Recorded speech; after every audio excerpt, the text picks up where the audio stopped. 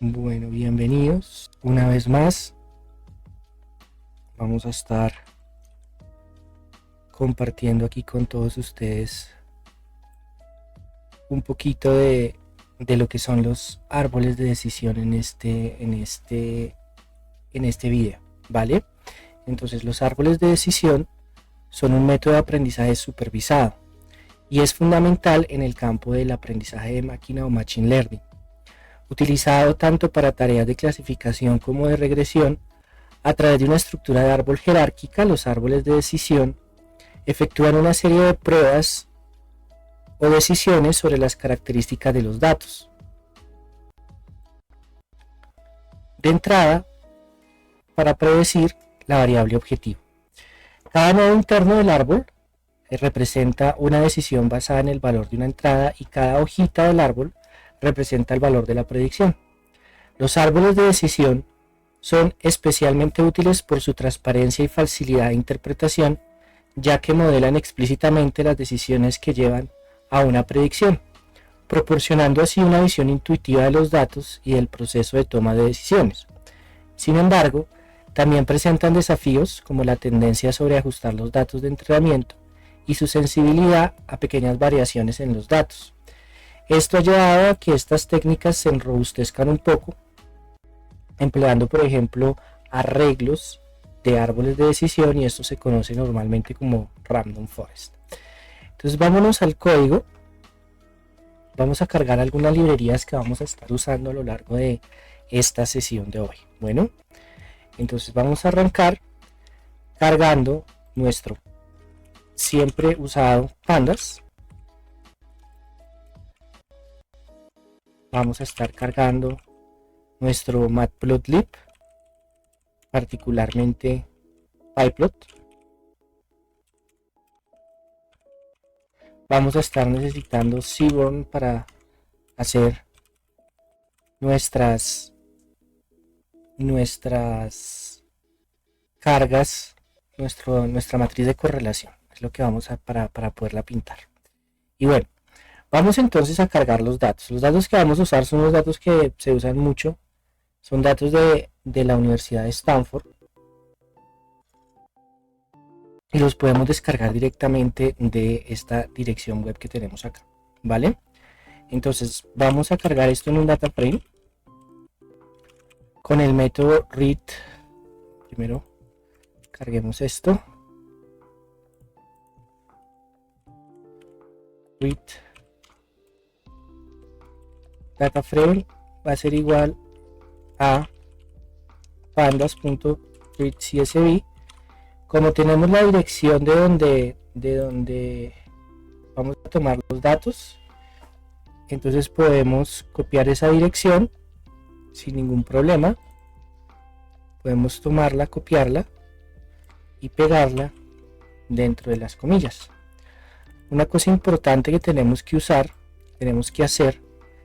es indicarle el separador que vamos a usar, ¿vale? Entonces, en este caso este archivo está separado por coma. ¿Listo? Oh, ¿qué pasó? Listo, tenía ahí un espacio al inicio y eso era lo que estaba ocurriendo. Luego vamos a arrancar con un análisis exploratorio de los datos, ¿vale? Y pues antes de iniciar cualquier proceso de entrenamiento de machine learning, cualquier modelo, construir cualquier modelo, realizar un análisis exploratorio de los datos, generalmente, técnicamente esto se conoce como un EDA, es un paso muy importante y muy determinante en el proceso de análisis de datos. Los EDA o el EDA es un proceso mediante el cual se examinan, se visualizan y se resumen las características principales de un conjunto de datos, como valores atípicos, patrones, tendencias. Al realizar este proceso de manera eficaz, se pueden detectar problemas en los datos como valores faltantes. También a veces uno puede identificar las transformaciones que uno puede llegar a usar. Además, si se hace de manera robusta, puede revelar insights significativos sobre las relaciones entre un dato y el otro, y eso puede ayudar a tomar decisiones respecto a qué tipo de modelos debemos usar. Digamos que ignorar esta etapa puede resultar en una selección de modelos inadecuados o en interpretaciones erróneas y en la creación de soluciones de baja calidad y poco fiables, afectando negativamente la capacidad de los modelos para generalizar bien los datos no vistos y comprometiendo la integridad del análisis de datos, ¿vale? Entonces vamos a arrancar simplemente visualizando nuestros datos. Vamos a revisar las primeras 10 entradas. Eso lo podemos hacer con el método head. Entonces usamos nuestra variable de tipo data frame, y dentro de head incluimos cuántos registros de head queremos revisar. En este caso 5, los primeros 5. Y pues aquí podemos observar, digamos, cuál es el nombre de cada una de las diferentes columnas que estamos empleando, así como otras variables. ¿Ok? Este dataset pues nos entrega datos acerca de la tragedia del Titanic. Entonces nos entrega quién sobrevivió, quién no sobrevivió, cuál era el nombre, la edad, el sexo, si tenía hermanos o tenía esposas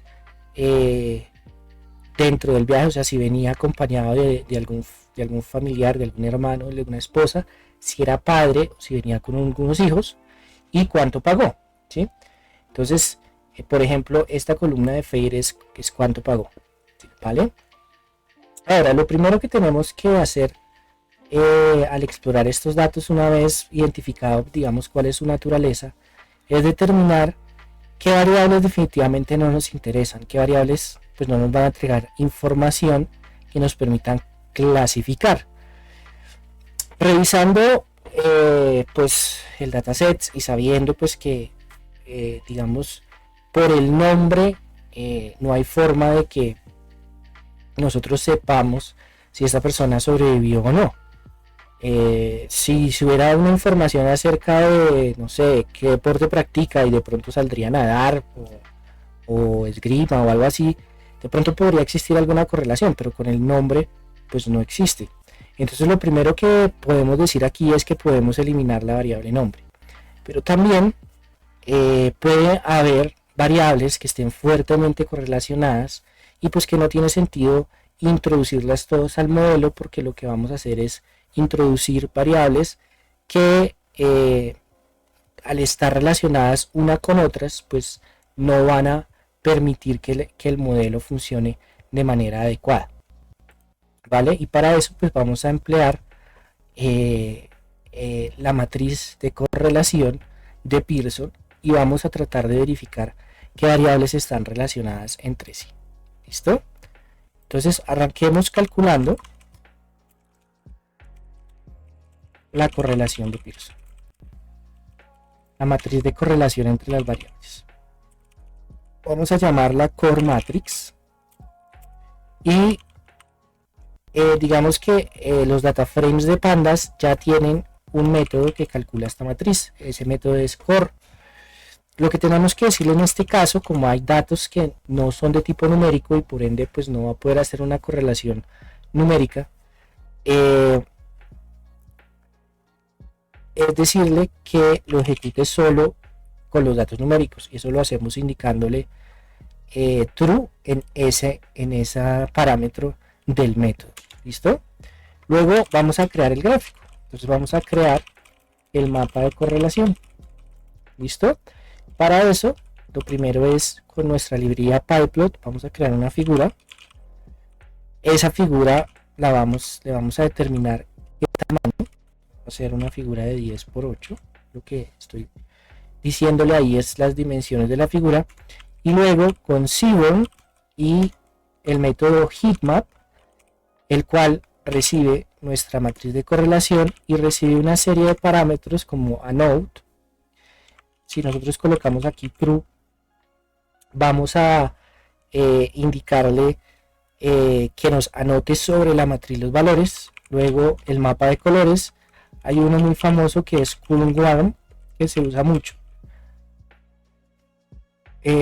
Hola Rao, eso es en Python. Sí, estamos usando, bienvenido, sí, estamos usando Python, en particular algunas librerías de Python que nos sirven para hacer análisis de datos. Gracias por ese follow, Rao. Bienvenido. Mi nombre es Andrés. Soy ingeniero electrónico. He sido docente universitario por muchos años. Me gustan los videojuegos y tengo este canal en donde eventualmente me conecto a compartir con ustedes información acerca de ingeniería en general. A veces programamos. Estamos haciendo una serie sobre Machine Learning usando Python y Scikit-Learn. Estamos revisando todos los algoritmos, particularmente aquí estamos revisando los árboles de decisión.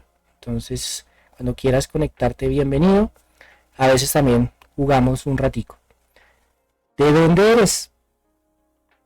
¿Y por qué te encanta Python?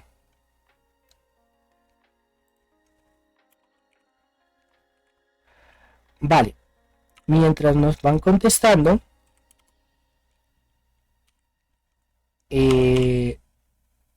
tenemos un parámetro que es el formato.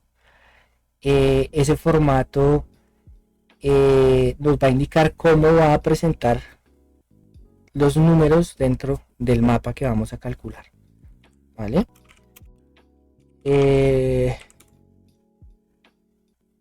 Language nos habla un poquito del tamaño de la línea que va a usar para realizar los gráficos, ¿vale? Y con esto pues ya hemos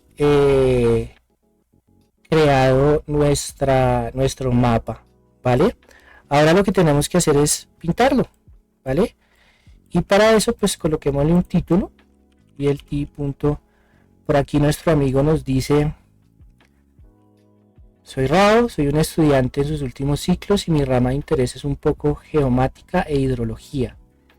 En el primer caso hay librerías para descargar imágenes satelitales con Python de manera automatizada. En el segundo se aplica un poco de ciencia de datos en el parámetro de precipitación. Así que aprender Python me renta. Bueno, hombre, pues bienvenido.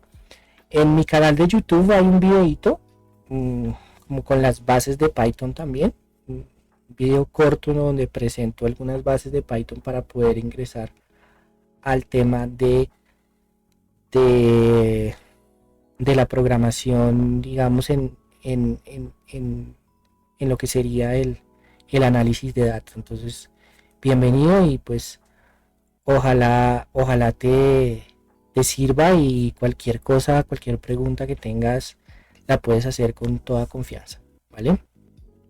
Entonces, vamos a ingresar, como les estaba comentando, el título del gráfico. Pues es el mapa de correlación. ¿Listo? Y luego con el método show vamos a presentar, digamos, el mapa. Vamos a ver si nos corre. Y efectivamente, amigazo Rao, aquí tenemos un mapa de correlación que lo que hace es mostrarnos la correlación entre las diferentes variables que tenemos en el dataset. La correlación de Pearson es una medida de qué tan linealmente están relacionados, por así decirlo, los datos, ¿vale? Entonces vemos que hay una correlación negativa fuerte entre los datos asociados al fare, al valor del tiquete que pagó el pasajero cuando se subió al Titanic, y la clase, ¿sí? Es una correlación negativa. ¿Qué quiere decir esto? Pues que a medida que la clase, si la clase baja, la tarifa sube, ¿sí? Entonces la clase 1 pues es la primera clase, pues obviamente tiene una tarifa más costosa, ¿vale? Entonces digamos que entre todas las variables en donde tenemos más correlación es entre la clase y el fare, ¿vale? Entonces vamos a eliminar una de las dos. Vamos a eliminar una de las dos antes de correr nuestro algoritmo, ¿vale? Entonces vamos a, como había dejado por aquí, desaparecer una de las dos, ¿sí? En este caso vamos a eliminar Fair y vamos a eliminar el nombre, porque como les comentaba, pues por el nombre no vamos a saber si es más probable que la persona sobreviva o no, ¿vale? Entonces para eso vamos a crear una lista. Listo. En Python creamos las listas declarando la variable y usando corchetes cuadrados, y vamos a indicar el nombre de las columnas que queremos eliminar, ¿vale? Entonces vamos a eliminar este name. Podemos copiar acá y pegar acá, y lo podemos luego hacer con el Fair. Entonces queremos eliminar esas dos columnas de nuestro dataset porque no le van a aportar valor al modelo, ¿vale? Entonces para eso vamos a usar el método drop.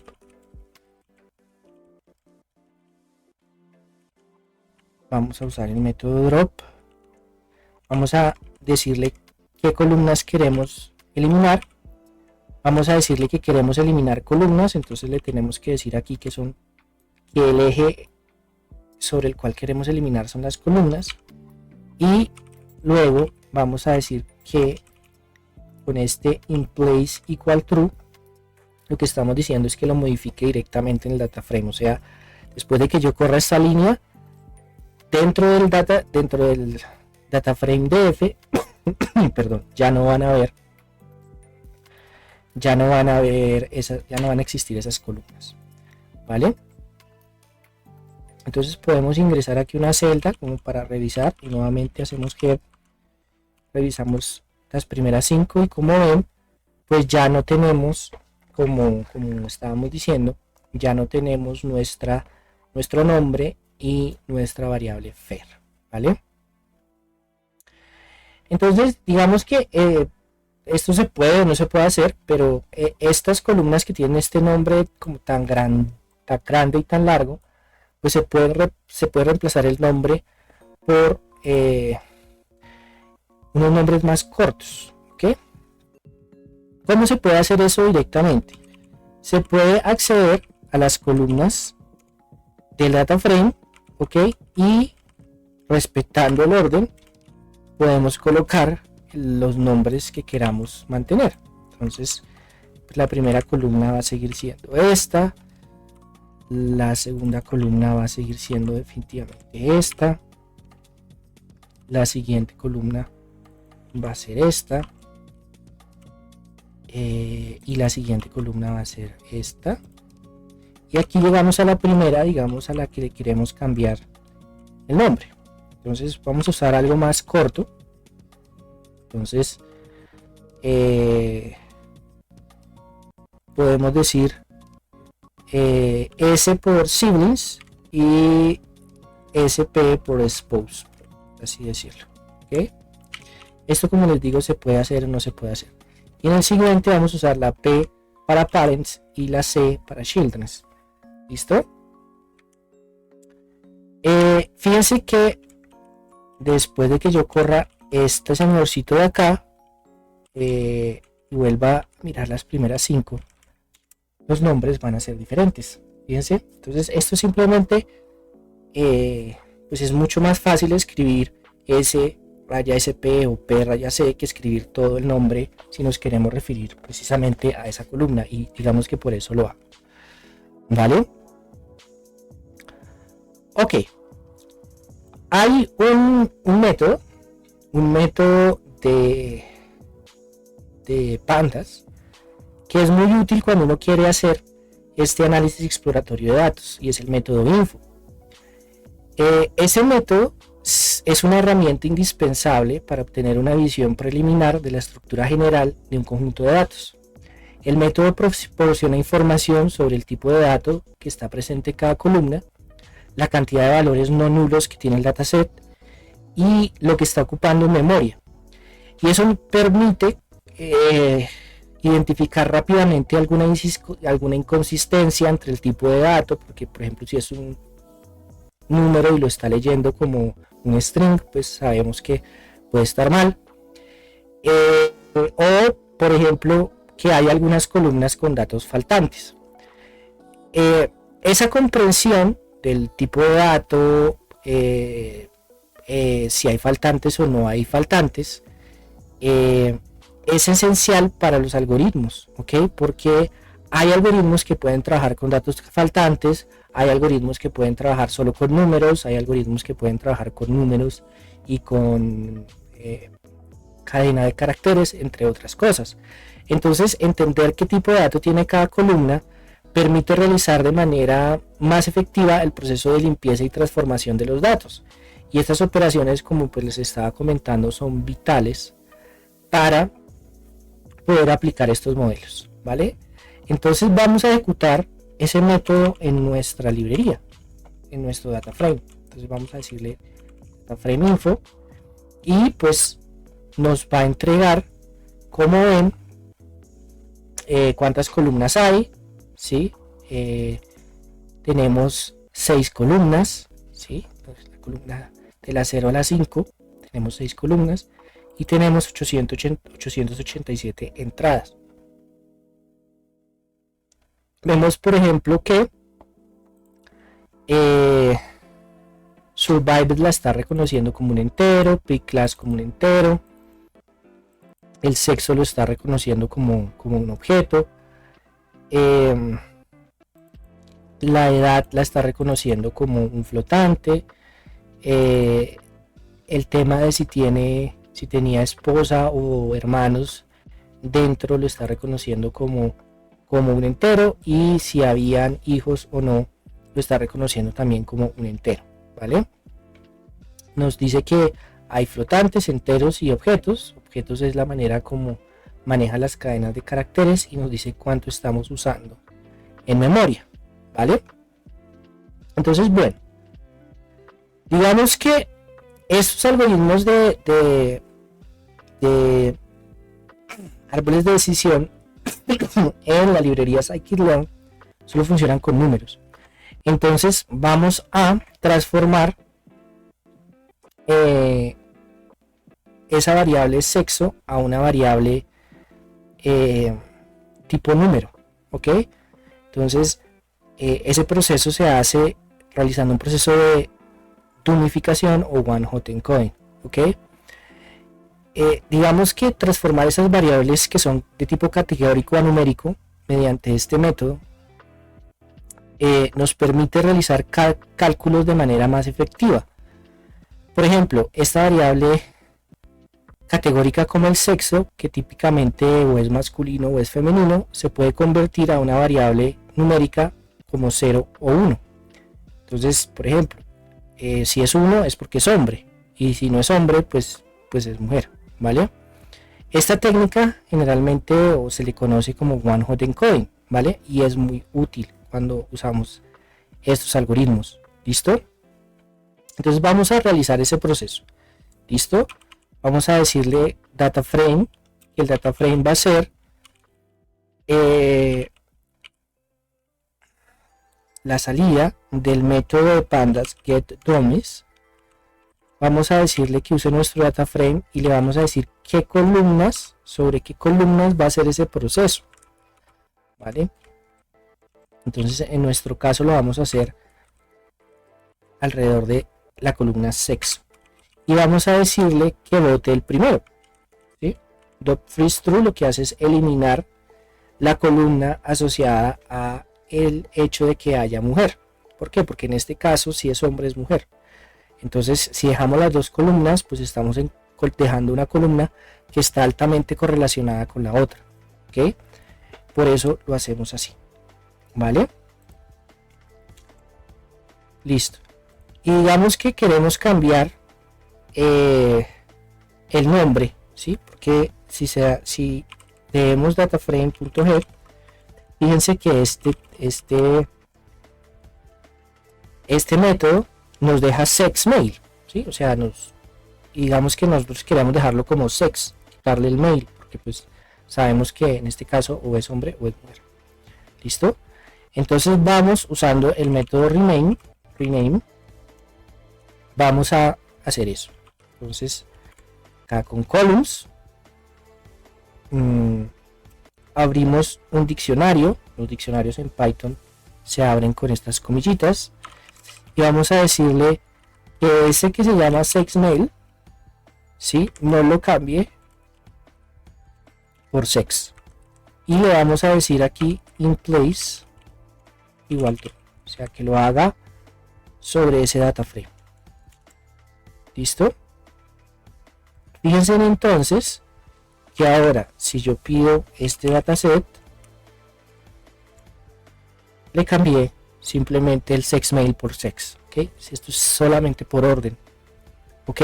Y digamos que nosotros queremos mantener cierto orden dentro del dataset, por ejemplo que el sexo esté después de la edad, por así decirlo.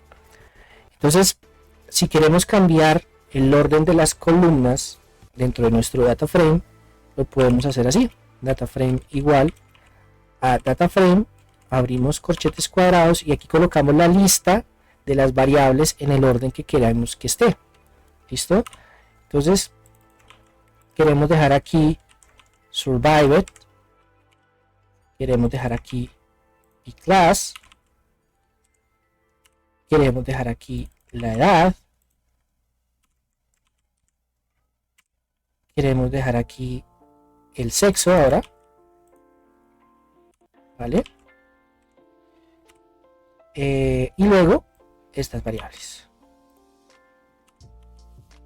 Perfecto.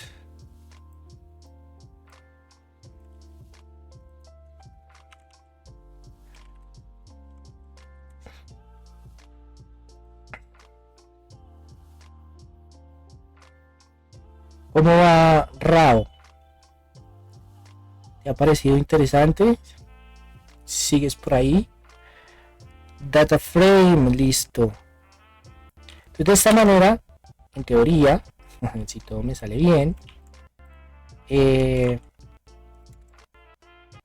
fíjense que ahora la edad, el sexo sale justamente después de la edad. Simplemente modifiqué el orden, ¿ok? Vamos a seguir aquí iniciando ya una fase muy importante, que es el proceso de entrenamiento y evaluación de nuestro árbol de decisión, ¿vale? Entonces recordemos rápidamente que el proceso de entrenamiento de un árbol de decisión comienza con el uso de un conjunto de datos de entrenamiento sobre el cual todos los algoritmos de Machine Learning funcionan igual. El árbol de decisión aprende a tomar esas decisiones.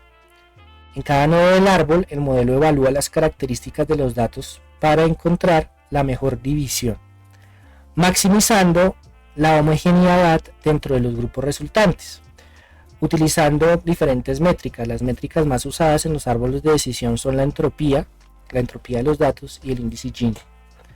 Este proceso se repite de manera recursiva, creando una estructura del árbol hasta alcanzar nodos puros, es decir, hojitas que ya se vuelven hojas, en donde pues ya no es posible dividir. ¿Ok?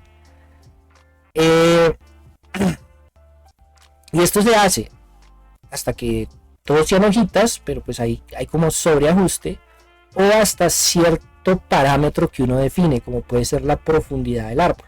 Entonces yo quiero un árbol con ciertos niveles de profundidad o con máximo cierta cantidad de ramas, o un número máximo o mínimo de hojas en cada nodo terminal.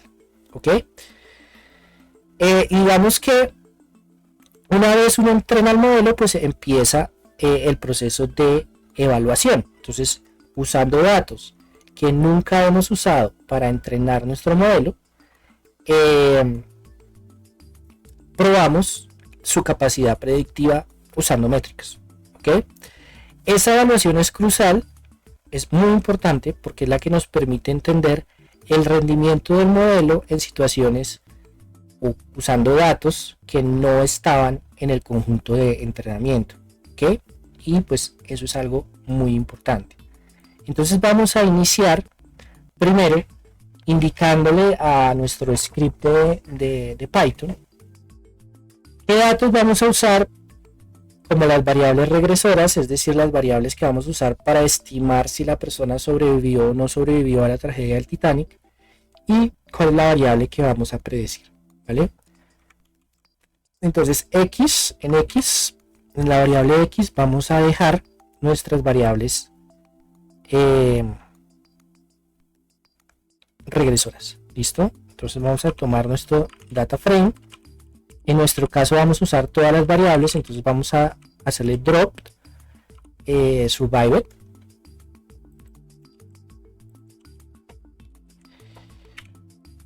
y vamos a decirle que esto es pues sobre el eje de las columnas, listo. De esa manera me va a botar las columnas, y vamos a decirle que y, la variable que vamos a tratar de rescatar, perdón, es precisamente survive, listo. Entonces aquí ya tenemos nuestro conjunto de datos separado entre las variables que vamos a usar para predecir si la persona sobrevivió, y pues los valores asociados a si sobrevivió o no. Lo siguiente que tenemos que hacer es dividir los datos entre entrenamiento y prueba. Y la división del conjunto de datos entre entrenamiento y prueba es un paso muy importante cuando usted desarrolla modelos de Machine Learning, cualquiera este sea, en este caso los árboles de decisión, pero pues esta práctica es esencial para evaluar de manera objetiva la capacidad que tiene un modelo para generalizar aprendizajes de datos que no haya visto previamente. Entonces, el conjunto de entrenamiento lo usamos para entrenar el modelo, y luego, usando el conjunto de prueba o de test, validamos que también lo hace.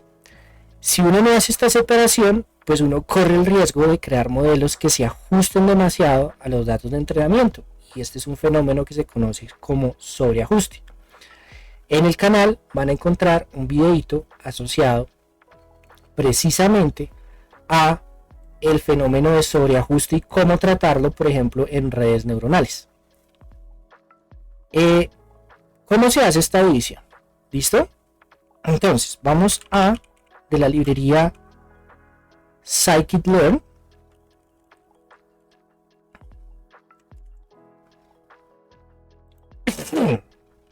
Entonces, from sklearn, particularmente model selection, vamos a traer frame test split, esta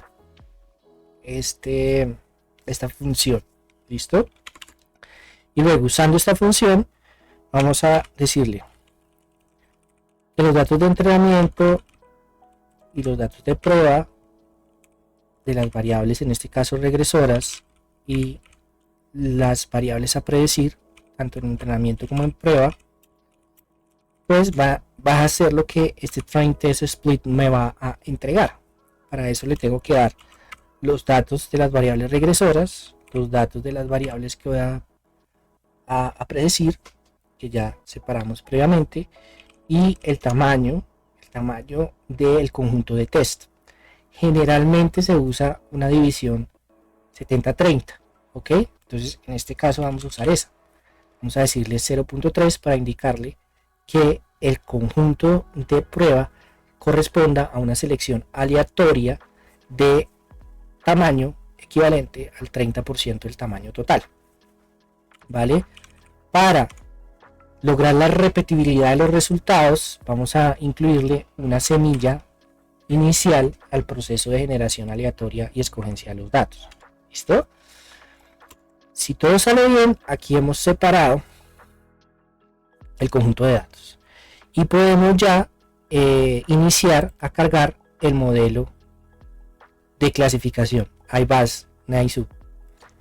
Tranquilo, cualquier duda, cualquier pregunta, adelante, ¿vale? La idea es esa. Entonces, vamos a vamos a de scikit-learn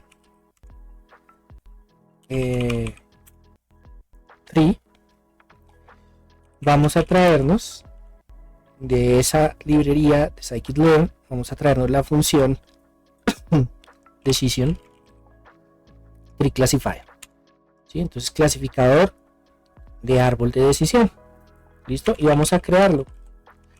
Entonces vamos a decirle que el árbol pues es un decision tree classifier. Bueno, vamos a seguir aquí creando nuestro árbol con algunos parámetros de parada, por ejemplo. Entonces le vamos a decir que la profundidad máxima que emplee sea de 3, y vamos a, para evitar la aleatoriedad, le vamos a decir que arranque con un random state igual a 0, ¿vale? Entonces ahí lo que he creado es un árbol de decisión con esos parámetros, máxima profundidad 3, listo. Y ahora iniciamos con el entrenamiento del modelo, listo. Entonces tratemos de explicar este tema del entrenamiento del modelo sin entrar en las matemáticas y el descenso del gradiente y bueno, todo este tipo de cosas que hay, que si les interesa, si quieren revisar en el canal, también encuentran un video muy profundo en torno a las matemáticas de cómo se entrena, por ejemplo, una red neuronal, ¿sí? Y ahí revisamos desde el descenso del gradiente hasta el tema de la propagación y bueno, cómo se hace este proceso de entrenamiento. Pero quiero compartir con ustedes aquí un ejemplo mucho más sencillo. Entonces, imaginémonos que estamos creando, por ejemplo, un NPC de un videojuego y queremos que ese NPC tome decisiones o decisiones acertadas. Al entrenar, por ejemplo, un árbol de decisión para que codifique esas tomas de decisiones dentro del videojuego, le presentamos situaciones, o sea, datos a ese NPC junto con una clasificación. Le decimos que es correcta o que es incorrecta. Entonces, en el contexto de los árboles de decisión, cuando hablamos de función objetivo o optimizar una función objetivo mediante el descenso del gradiente, es afinar y ajustar las decisiones de este NPC para que sean lo más acertadas y efectivas posible. Las funciones objetivo, las funciones de pérdida, que en el caso de los árboles puede ser, como les decía, la entropía o el índice Gini, funcionan como un juez que determinan qué tan buena es la decisión que tomaría este NPC durante el entrenamiento. Entonces el árbol de decisión prueba diferentes preguntas, diferentes divisiones de datos para encontrar aquellas que maximicen la precisión de las decisiones que tome el NPC. Es decir, lo que hace es que esta función objetivo sea lo más pequeña posible. Ese proceso se realiza de manera iterativa y el modelo pues lo que hace es que va aprendiendo y se va ajustando con cada ejemplo, intentando siempre mejorar y optimizar las decisiones que tomaría el NPC. Por ejemplo, si este NPC tiene que decidir si atacar o defenderse, la función objetivo evaluará las decisiones del NPC basado con el éxito de sus acciones, y el modelo se iría ajustando para hacer más probable que el NPC tome la decisión que aumente la probabilidad de éxito en el futuro, ¿vale? Todo este discurso en Python con scikit-learn pues se vuelve una línea de código en donde tomamos el tree, le colocamos fit y le decimos que, gracias Rao, y le decimos pues qué datos use para el entrenamiento. Entonces le decimos xtrain y le decimos ytrain. Entonces de esa manera le estamos diciendo que use esos datos para entrenar, ¿okay? Y cuando ejecutamos esto, el hombre ya entrena ese árbol de decisión y listo. Quedó entrenado, ejecutó un algoritmo de entrenamiento, un algoritmo de optimización de la función objetivo, ¿ok? ¿Listo? Lo siguiente que tenemos que hacer es entrar en el proceso de evaluación del modelo. Entonces, regresemos al ejemplo del NPC, ¿vale? Entonces, digamos que para validar el NPC, pensemos que le vamos a enseñar a un personaje de videojuegos habilidades y tácticas. Digamos que una vez a ese NPC le explicamos cómo reaccionar a diferentes situaciones.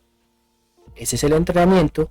Necesitamos probar ese NPC en un ambiente controlado para ver si realmente pues aprendió. Y digamos, ese es el proceso de validación. Entonces, imaginemos que una vez le enseñamos al NPC cómo comportarse, lo introducimos en un nivel de prueba donde va a enfrentar diferentes desafíos o enemigos y vamos a observar cómo el NPC utiliza lo que ha aprendido para superar diferentes obstáculos. Si este NPC actúa de manera acertada y supera los desafíos de manera eficiente, entonces podemos confiar en que aprendió bien y que cuando se enfrente a nuevos datos pues lo va a hacer bien. Sin embargo, si el NPC falla o toma decisiones muy malas, entonces vamos a tener que revisar y ajustar lo que le he enseñado, y eso es o lo que se conoce como hacerle tuning al modelo. ¿Ok? Por aquí llegó Totora. ¿Qué pasó? ¿Qué pasó, Totora? ¿Qué pasó? ¿Quiere aprender del entrenamiento de los datos? ¿Sí? Bueno, quédese acá. ¿Vale? Entonces, vamos a validarlo. ¿Listo? A través de métricas. ¿Listo? Entonces, lo primero que tenemos que hacer es usar el modelo que ya ajustamos para que prediga. Y eso lo hacemos con el método predict. Entonces le decimos haga la predicción y lo vamos a hacer usando los datos de train, o sea, datos que él ya conoce. Y le vamos a decir también que lo haga con los datos de test, que son datos que no usamos para entrenar el modelo, o sea, son datos completamente nuevos completamente. ¿Listo? Y vamos entonces ahora a hacer el cálculo de las métricas. Cuando esto lo ejecutamos, ya el algoritmo, el árbol de decisión quedó entrenado. Nos va a, para cada conjunto de datos, nos va a decir cómo le fue. ¿Listo? Y ahora vamos a calcular unas métricas. Entonces, ¿qué es eso de las métricas? Y volvamos al tema del NPC. ¿Listo? Entonces, imaginemos que el NPC es un arquero que está tirando flechas. ¿Listo? Y cada vez que dispara una flecha puede dar en el blanco o fallar. Ahora podemos pensar en una métrica muy usada que se llama la accuracy o la precisión, como el porcentaje de flechas que realmente aciertan en blanco en comparación con todas las flechas que disparó el personaje. Si disparamos 100 flechas y 85 dan en el blanco, entonces el accuracy o la precisión de el algoritmo de Machine Learning que usamos para entrenar nuestro NPC es del 85%. De manera similar, en el mundo del Machine Learning y pues con los árboles de decisión, el accuracy es una medida de que también nuestro modelo está acertando sus flechas o sus predicciones. Si le mostramos 100 situaciones y acierta 85, pues va a tener una precisión del 85%. Entonces, si aquí le entregamos 100 posibles pasajeros que estaban en la tragedia del Titanic, de acuerdo a su edad, a sus características que tenemos de los datos, y efectivamente clasifica o nos dice que sobrevivieron de los 100 que le dimos 85, pues el accuracy del árbol de decisión va a ser 85. ¿Listo? Entonces vámonos al código ahora. Entonces, desde nuestra librería scikit-learn, en las métricas vamos a traernos accuracy score. ¿Listo? Y vamos a calcularlo tanto en entrenamiento como en prueba. En entrenamiento pues esperamos un buen accuracy en prueba, como son datos nuevos, pues esperamos que no lo vaya tan bien como en entrenamiento, pero que la diferencia entre la métrica en train y test no sea tan alta. Si da alta, pues el modelo no es muy bueno, no generaliza muy bien los datos. ¿Ok? Entonces, nos vamos a train accuracy igual, y le vamos a dar nuestro accuracy score y le vamos a introducir datos de entrenamiento y los datos predecidos, o sea, los reales y los que predijo usando los datos de entrenamiento. Y vamos a hacerlo también en test.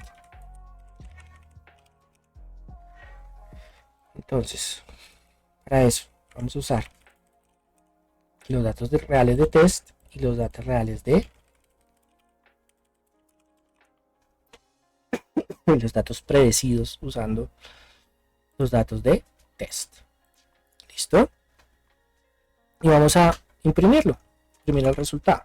Entonces vamos a, con la función print de Python, empleando el formato del string, vamos a decirle, mire, el accuracy en train es, y le vamos a decir aquí entre corchetes la variable que queremos colocar, y lo mismo lo vamos a hacer pero con test para saber cuánto nos da. Listo, y vamos a ejecutar. ¿Qué pasó? Aquí se me fue uno de más. Entonces miren, en entrenamiento, fíjense que siempre nos va a dar mucho mejor la métrica calculada en entrenamiento que en test. O sea, en entrenamiento nos dio 0.81 la accuracy, y ya cuando usamos datos nuevos se nos baja a 0.77. La distancia, digamos que es pequeña, entonces uno podría decir que está bien así, pero si uno quiere, pues puede cambiar aquí los parámetros del modelo. Entonces, en vez de que sea 3, de pronto 2, volvemos a repetir. Perdón. Tengo que ejecutar todo otra vez, porque cambié los parámetros del modelo. Y aquí fíjense que ya la distancia me da menor. ¿Ok? Entonces quiere decir que con una profundidad de 2, el árbol de decisión es más robusto a datos nuevos que con una profundidad de 3. Y esto es porque, claro, o sea, a medida que yo me permito profundidad, pues estoy tomando más decisiones y estoy tratando como intuitivamente, estoy sobreajustando mucho más el modelo, ¿vale? Hay otra cosa que es muy importante en los árboles de decisión, y de hecho los árboles de decisión a veces se usan antes de ejecutar otros modelos porque nos dan cierta medida de la importancia de las variables, ¿ok? Entonces, eso se conoce como Feature Importance. Estamos hablando aquí que en el ámbito de los árboles de decisión, cada pista en el ejemplo se volvería un feature del modelo. Y este Feature Importance nos indica cuánto ayuda cada característica a mejorar las predicciones del modelo. O, pues, en el caso del juego de detectives, a resolver el misterio. Entonces, un valor de Feature Importance alto indica que esa característica es muy útil para separar, para tomar decisiones, y que es muy informativa. Mientras si es bajito, pues esa característica no es tan informativa, entonces pues no nos entrega mucha información, ¿ok? Entonces, si nosotros revisamos el Feature Importance de las características de un árbol de decisión, estamos evaluando qué variable o aspectos son más relevantes y útiles para nuestro detective digital, por así decirlo, ¿ok? Entonces vamos a hacer un scriptcito muy cortico en donde calculemos y hagamos un diagrama de barras para verificar ese Features Importance, ¿ok? Entonces vamos a crear un Importances, y pues nuestro árbol de decisión nos entrega esos valores. Vamos a crear una lista con las columnas. Entonces, pues en este caso vamos a usar las columnas de nuestro árbol de decisión y vamos a crear un bar plot. Vamos a crear un bar plot.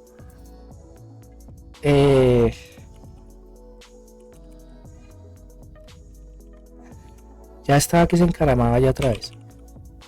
Con nuestras columnas, el tamaño de esta gráfica de barros va a ser nuestra importancia.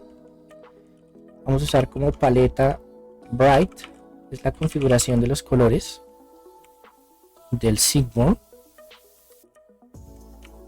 De saturación vamos a usar un 2 y como edge color vamos a usar el negro.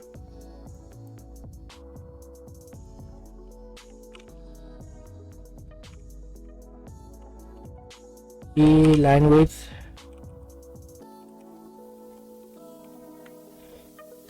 2. Luego plt.show nos va a presentar la variable. Y fíjense lo que nos está diciendo esta grafiquita. Lo que nos está, coloquémosle un título.